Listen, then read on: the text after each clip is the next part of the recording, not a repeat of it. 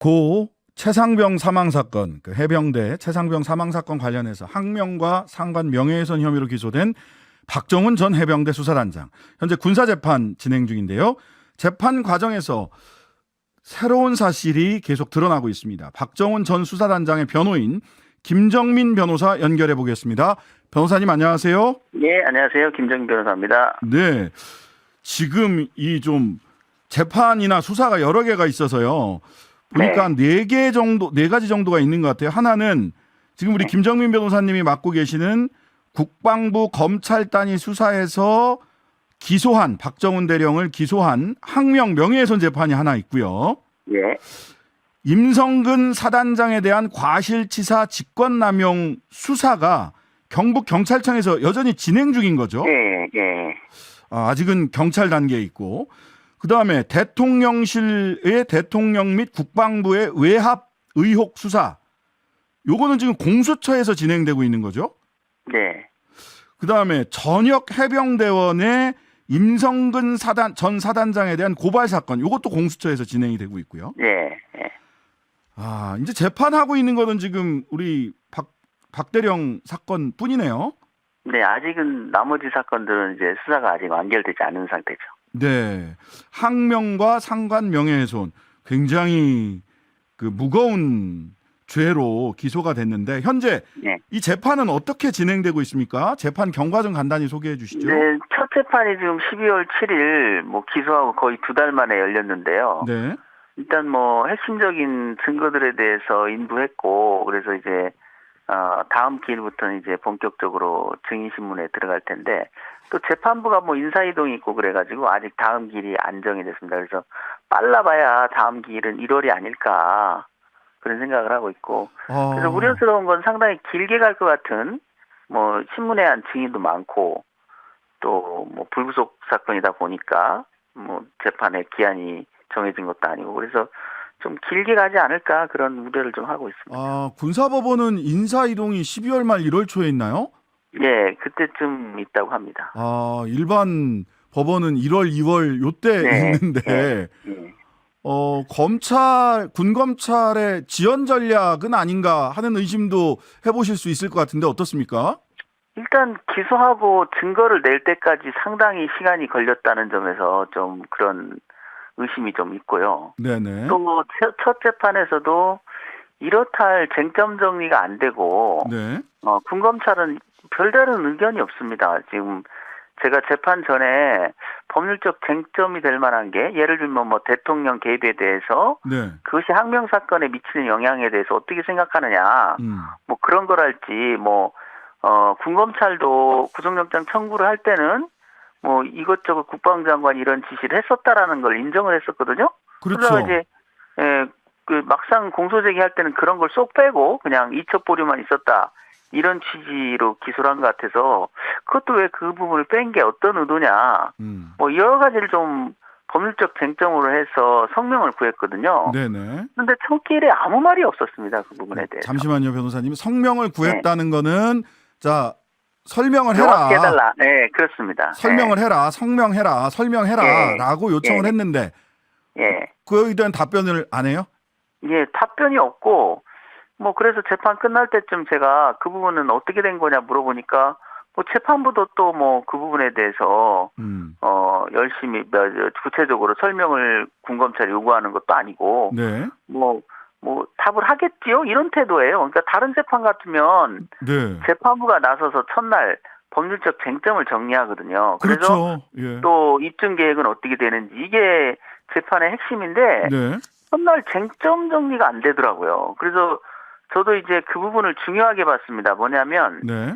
재판부가 무엇을 쟁점으로 삼느냐는 것은 재판부의 공정성을 좀 가늠해 볼 수 있는 네. 기준이 되거든요. 근데 그럼요. 재판부는 아무래도 이제 곧 바뀌게 되니까, 네. 자기들이 쟁점 정리를 해도 본격적인 재판을 맡을 재판부가 또 생각이 다를 수 있으니까 좀 미루는 것 같아요. 네. 그래서 군검찰도 재판부가 굳이 그걸 밝히라고 안 하니까 아무 말 없이 그냥 넘어가는 그런 지금 형국이어서, 좀 아무튼 군검찰의 태도는 너무 처음부터 이상했고요. 네. 최근에 증거를 일부 안 내고 감추고 있는 그런 모습이랄지 예, 너무나 석연치 않은 구석이 너무 많습니다. 예, 그 부분 하나 먼저 여쭙게요. 그러면 네, 네, 군 검찰이 원래 재판을 할 때 원래 검사는 피고인에게 유리한 증거건 불리한 증거건 전부 다 내야 되잖아요. 객관 의무라고 해서. 예, 예. 그런 쟁점과 관련이 없는 증거가 아니라면 네. 기본적으로는 다 내는 게 맞거든요. 다른 사건에서도 다 그렇게 하고 있고. 그런데 엊그제 네. 이렇게 한겨레 네. 신문에 계속 보도되는 걸 보면 예, 말하자면 대통령실에 외압이 있었다라는 입증 자료가 될 만한 네. 이전에 군 검사의 진술서라든지 이런 수사 자료를 법정에 제출을 안 했다고 하는데 어떤 자료들을 제출을 안 한 겁니까? 지금 그러니까 그 각종 통화 기록이랄지, 네, 그 다음에 이제 해군 검찰단의 검사들하고 네, 그 두 분이 냈던 진술서랄지, 네, 그 다음에 안보실의 국방비서관, 그 다음에 파견 대령 네, 이분들 진술서랄지, 음, 또 그 안보폰 보안폰이라고 하죠. 그 캡처 화면이랄지 이런 것들을 제목만 봐도 뭔가 좀 사건과 관련이 있음직한 자료들을 많이 누락했거든요. 그래서 네네, 저희가 그것을 별도로 청구해서 열람을 해봤는데, 네, 안보폰은 보안폰은 자기들은 뭐 포렌식을 했다고 그동안 떠들었는데, 네, 포렌식이 안 된다는 이유로 전혀 거기서는 뭐 이렇다 할 나올 게 없었고요. 네, 심지어 일반 폰의 경우에도 그 통화 목록을 지정을 해가지고 추출했더라고요. 그러니까 예를 들면 해병대 사령관이 누구하고 몇 월 며칠 날부터 몇 월 며칠까지 통화한 모든 목록을 뺀 게 아니라 네, 그 중에 뭐 해병대 사령부 사람들 또 군사경찰 관계자들하고 통화한 것만 뽑다 보니까 대표적으로 지금 안보실 2차장하고 8월 2일 날 16일치에 네, 통화한 게 국회에서도 언급을 했지 않습니까? 그랬죠. 그 자료조차도 통화 기록이 없어요. 음, 그러니까 도대체 믿을 수도 없고, 게다가 지금 한겨레에 보도됐지만 네, 결정적인 게 뭐가 있었냐면 그렇게 감췄는데도 불구하고 네, 해병대 사령부의 그 사령관 비서실장과 네, 그 용산에 파견 나가 있는 해병대 대령 그분이 네. 계속 이제 뭐 정보를 달라는 계속 그런 스탠스를 취했죠. 네, 네, 그 두 분이서 이첩이 실제로 이루어졌던 8월 2일 날 그러니까 박정훈 수사단장이 예, 경북경찰청에 사건을 네. 이첩했던 바로 그날. 예, 그날 이첩하고 나서 국방부 장관한테 보고되고 나서 약 1시간 조금 넘은 다음에 네, 그 김아무개라고 그 용산 파견돼 있는 해병대 대령이 네, 해병대 그 사령관의 비서실장한테 직접 전화를 한 게 나오더라고요. 네, 그리고 그 이후에 또 한 30분 후쯤에는 이번엔 그 받았던 그 비서실장이 또 김모 대령에게 전화를 한 것. 네. 이게 나왔거든요. 그래서 그러니까 굉장히 대통령실과 해병대 사령부 간에 예. 긴밀한 통화가 있었다. 그렇죠. 왜냐하면 제가 처음에 이 사건을 분석했을 때 그게 굉장히 중요하다. 네네. 7월 31일 날 대통령의 경로가 있었는지는 많이 지금 부각이 됐는데 네, 8월 2일 정황도 매우 이상하다. 네, 거기에서 뭔가 또 한 번 경로 2가 있지 않았느냐 이런 말을 드렸었는데 네네, 그 연결고리가 하나 나온 거죠 지금. 네. 그동안 밝혀지지 않았던 왜 안보실은 전부 다 이 사건에 대해서 알게 됐는지 어떤 경로로 알게 됐는지 알게 됐다라는 것은 밝혀졌는데 네. 누가 알렸는지에 대해서 서로 말들이 달랐어요.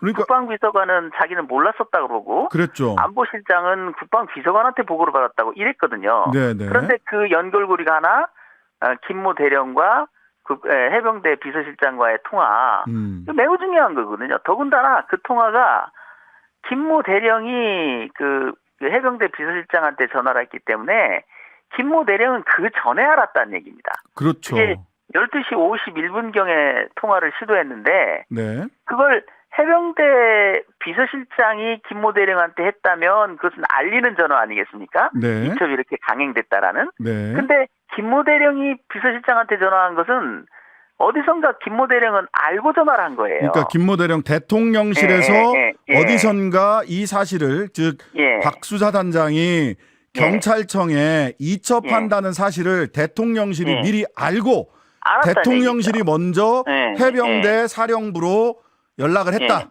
예, 그러니까 추론해 보면 장관은 거의 그 사실을 보고받고 실시간으로 다시 안보실에 알린 것이 아니냐. 네, 뭐가 네. 그렇게 이게 중요한 쟁점이길래 자기들이 봤을 때 네. 아무 관여를 안 했다, 관심도 없었다, 알려고 하지도 않았다라고까지 얘기했던 분들이 한 명이 아니라 안보실 관계자들이 중요 관계자들이 안보실장, 2차장, 그다음에 국방비서관, 그다음에 김모 대령 이 네 명이 다 알았던 거예요. 그날 8월 2일 날 이첩이 되자마자. 특히나 안보실 2차장은 당시에 외국에 외유 중이었는데 네. 그 사람이 귀국하면서 공항에서 급히 전화할 정도니까 네네네. 얼마나 그게 관심 사안이었고 충격을 줬으면 그런 일들이 벌어졌겠냐. 그래서 이제 저희가 그 점을 의심했던 이유가 갑자기 해병대 수사단장에 대한 형사 입건, 네네. 그다음에 보직해임, 그다음에 기록을 탈취해오는 행위가 같은 날 일어나죠. 예, 같은 날 8월 2일 날 오후 1시 이후에 갑자기 진행이 됩니다. 그러니까 예. 대통령실에 파견돼 있던 김모 중령, 대령이, 김모 대령과 대령이. 해병대의 그 비서실에 있었던 해병대 사령관 비서실에 있었던 김모 대령이 또 통화를 한 이후에 이첩됐던 사건, 경북경찰청으로 이첩됐던 사건은 다시 국방부로 돌아오고 박정훈 수사단장은 해임되고 또 이제 형사 입건되고 형사 입건돼서 그때는 항명 수괴 혐의로 처음에는 입건됐죠. 항명 수괴로까지 입건이 됐었죠. 그러니까 너무 그게 긴박하게 돌아갔고 보통 우리가 형사 입건은 그게 뚜렷한 무슨 예를 들면 무슨 뭐 살인 강도 뭐 이런 사건이 아니라면은 신중을 기하거든요. 뭔가를 그렇죠. 사실관계를 파악한 다음에 그래서 군에서는 대개 이런 사건들 같으면 감찰을 한번 통해서 그렇죠. 사실관계를 확인한 다음에 입건을 하지 득달같이 입건하는 일은 드물죠. 자. 게다가 그날 그 즉시 검찰단장은 해병대 사령관한테 그다음에 검찰단 직원 한 명은 또 경북청으로 15시 30분경에 출발하거든요. 너무 급박하게. 이런 굉장히 과정들이 전광석화처럼 이루어집니다. 네, 그러니까 그냥 뭐 그야말로 번개불에 콩 볶아먹듯 정말 전격작전처럼 쭉 진행이 되는 이런 상황을 보면 그리고 이제 저희가 이번에 이제 추가로 받은 자료를 보니까 그 경북청에 가서 국방검찰단 직원이 그 기록을 뺏어오는 장면도 리얼하게 나오거든요. 너무 비굴해요, 경북청 직원들이. 경북경찰청. 그 검찰 수사관 준위로 추정되는 분이 갔는데 퇴근 시간이 지나서 19시경에 도착을 했다는 거예요, 경북청에. 그런데 5명이나 대기하고 있습니다. 우리 가니까 기다려 이랬다는 거예요, 그러니까? 경정 둘에 경감 하나에 수사관 둘까지 무려 5명이 기다리고 있어요. 그러면서 쩔쩔매면서 뭐 중대한 범죄와 관련됐으니 너무 깊게 알려고 하지 마라. 알려줄 수가 없다. 일단 기록은 내놔라. 이렇게 하고 떠나면서 그 떠나는 검찰단 직원한테 그러면 저희가 받은 이 공문은 어떻게 해야 됩니까? 라고 물어봐요. 경북청 그 사람들이. 그러니까는 이 검찰 수사관이 떠나면서 그건 내가 올라가서 알려주겠습니다 이래요. 그러면서 가면서 전화로 뭐라고 그러냐면 그 오전에 받았던 전자문서로 받았던 공문은 그냥 검찰단으로 반환하고 종결하든가 아니면 반송을 해라. 이렇게까지 알려준다니까요. 그걸 도대체 공문을 받은 기관이 그 공문 처리조차 어떻게 해야 될지를 검찰단에 문의하는 이 모습을 보세요. 너무 우습지 않습니까? 그 검찰단 직원한테 쩔쩔매면서 공문 처리는 저희가 그럼 어떻게 해야 됩니까? 문의하는 이 모습이. 또 그 이후에도 한번 검찰단 직원이 내려와서 이것저것을 또 확인하고 거의 조사를 하다시피 그러니까 경북청 직원들한테 뭐 당신들 내사했다는데 사실이요? 그러니까 그런 적 없습니다. 판례만 검토했습니다. 그리고 이첩 재촉했다는 거 사실이요? 그러니까 아니요, 전혀 그런 적 없습니다. 이런 얘기를 묻고 그리고 외압에 대해서 얘기가 나왔다는데 그 외압이 무슨 말입니까? 이렇게 물어보니까 그건 잠깐 나온 얘기입니다. 이렇게 쩔쩔매는 모습이 나오거든요. 이걸 보더라도 경북청이 도대체 어떤 이유 때문에 그렇게 뭐 일개 검찰 수사관 한 명한테 그렇게 쩔쩔매야 되느냐. 이건 뭔가 외압이 아니고선 도저히 설명이 안 되는 거죠. 그래서 8월 2일 날에도 분명히 네네. 상당한 경로 모드가 있었지 않았느냐. 아. 그래서 경북청이 그것을 전달받고 거의 그쪽도 거의 패닉 상태에 빠진 거 아닌가, 이 태도들을 보면. 특히 경북청은 국회에 그렇게 얘기를 했습니다. 경찰에서는. 네. 자기들은 그냥 변사 사건의 협조 차원에서 반환을 했던 뿐이지 뭐 증거로 그런 일은 전혀 없었습니다. 이렇게 얘기했거든요. 네. 그런데 이번에 수사 보고서를 보니까 구범검찰단 직원이 가서 분명히 항명 사건과 관련해서 네. 우리가 이걸 증거로 가져가야 되겠다라는 말을 했다는 거예요. 그것조차도 지금 경북청은 밝히지 못하고 아주 비굴한 모습을 보이고 있는 자, 거죠. 그럼 김 변호사님, 지금 네. 8월 1일 날 이렇게 전광석화처럼 대통령실과 네, 8월 해병대 1일입니다. 네. 사이에 네. 전화 통화가 있은 후에 전광석화처럼 네. 이첩된 사건이 다시 군검찰로 돌아오고 그다음에 네. 박정훈 대령 해임 보직 해임부터 네. 항명 수괴 혐의로 입건되는 것까지 이게 전광석화처럼 벌어졌고, 그리고 경북경찰청이 그런 비굴한 태도, 지금 김정민 변호사의 평가에 따르면 태도가 있었던 것으로 보아 이것은 대통령이 두 번째 경로가 있었기 때문이 아니냐, 지금 이렇게 보시는 거죠? 그렇죠. 대통령인지는 모르겠으나 네. 용산 대통령실이 개입돼 있는, 분명한 개입돼 있는 그 강한 드라이브가 있었지 않느냐. 네. 그런 추정을 해볼 수밖에 없죠. 자, 지금 군 검찰도 군사 법원도 이 사건을 신속하고 빠르게, 이거 굉장히 그 박정훈 대령에 대해서 엄중한 범죄를 저질렀다라고 한다면 신속하고 빠르게 처벌을 하는 것이 군 검찰의 목표여야 되는데 전혀 그렇지 않네요. 지금 보니까 증거 내는 전혀 거다. 그렇지 않습니다. 첫 기일에서도 거의 말을 얼버무리고 무엇을 잘못했는지 뚜렷하게 얘기를 못하는. 예. 그렇다면 이거 대통령 외압 사건이나 또 최상병 사망 사건, 또 이 박정훈 대령 사건과 관련해서 군 검찰과 군사 법원에서 정의로운 판결과 재판이 이루어질 수 있다고 보세요? 저는 뭐 군검찰의 행동은 이미 한계를 넘어섰고요. 네. 정말 그건 뭐 범죄 집단에 가까운 행동들을 하고 있다, 저는 그렇게 보거든요. 그런데 군사법원만큼은 적어도 영장이 기각됐고 네. 첫 재판을 비롯해서 지금까지 한 걸 보면 알겠습니다. 아직은 군사법원에 대해서 뭐 희망을 놓기는 좀 너무 이르지 않나. 군 검찰은 범죄 집단이다라는 말씀까지 김정민 변호사 만나봤습니다. 감사합니다. 예, 감사합니다. 하루 종일 기다려지는 진짜 시사. 평일 저녁 6시 5분 신장식의 뉴스 하이킥.